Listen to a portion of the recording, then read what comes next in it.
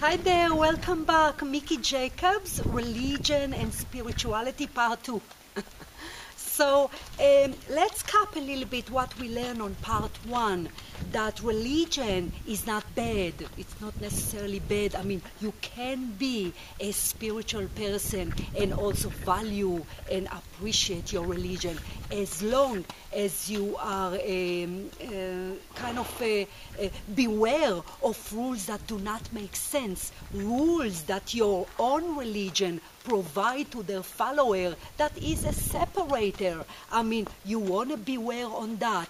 And if you indeed discover that within your religion, with every religion have, of course, because it is act as a separator now, so you want to stay away from that. You don't want to engage in that. If you go to church and you realize that they preach something about other religion on some sort of rules, anything that has to do with the source, with God being angry at us, care as to what religion that we follow, angry if we don't follow certain rule, it's a red flag. That is not spiritual. So what you want to do is you want to praise the source, as we spoke about in Part 1. You want to appreciate the fact that you do, that God, that source created you as a beautiful soul from his own image. Of course, we are an extension of God, a continuation of his source, of that energy, so to speak. So that is the celebration as to what your religious should symbol for you, as well as the good thing. Of course, you want to go to Sunday church and you want to be like God, be that unconditional love that energy have for us. You don't want to go to a Sunday church or Saturday synagogue and not be a nice person all week. That's an insult to the source. That is not what you want to do. And unfortunately, a lot of human beings do that now.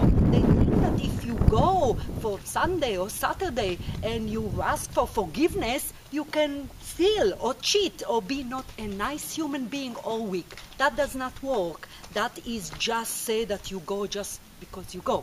So the first and foremost, you obviously want to stay authentic to yourself. You can appreciate your origin, your upbringing. You can appreciate holidays, because that, of course, has to do with love, connection to the family, stay together.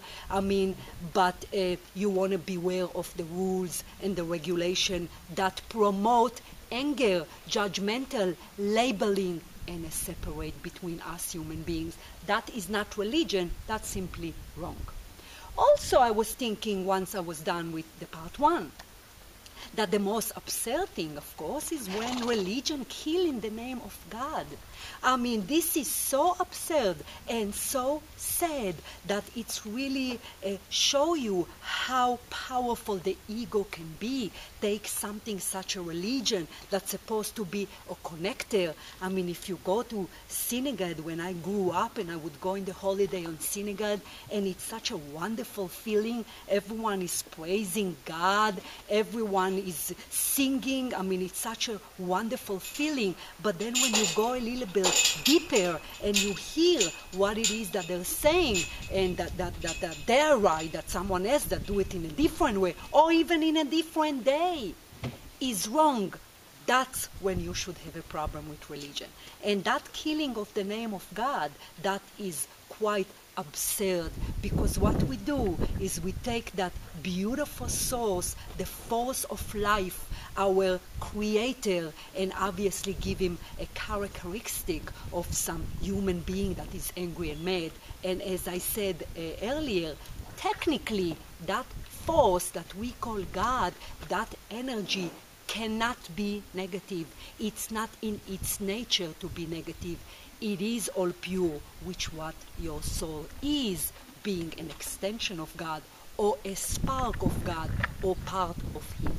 So Stay away from all the things that do not make sense of you in religion, do not contribute to separate between us human beings that come to religion. Try to be a connector.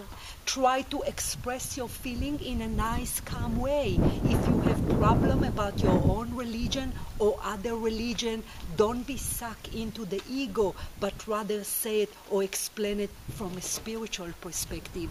Because the moment you talk about our other religion, obviously, then you got right back in point one, when you are yourself act out of the ego.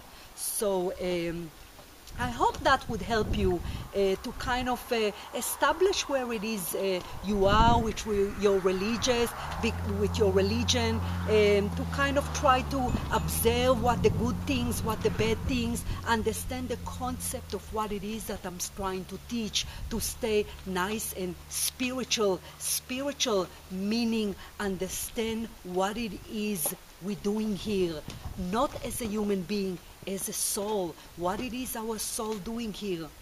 Understand the concepts such as we are all one, because underneath the seemingly different bodies, obviously we all are a spark of the Creator. So that's what it's mean to be spiritual human being, is being authentic. Practice what it is you preach, literally. Practice what it is. If you're a good, authentic human being, then that's what you need to spread, which of course, that's what it's meant to be spiritual.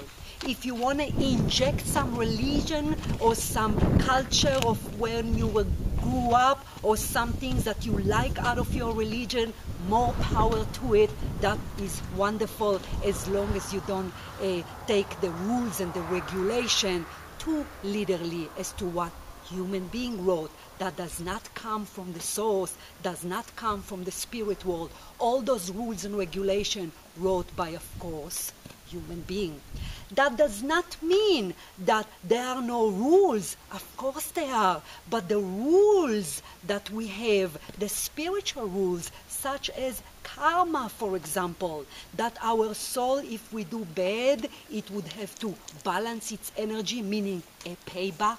Concept of incarnation, that we come here to planet Earth, rather our soul, to try and grow. Whatever we succeed, we succeed. If we do not succeed, we reincarnate again and try it again. So you don't have to have the rules of religion that's so rigid and that do not make sense, obviously, but there is indeed universal rules, which that's what you should follow as a spiritual human being. So you have the wisdom to know within yourself about your religion, about your sets of beliefs.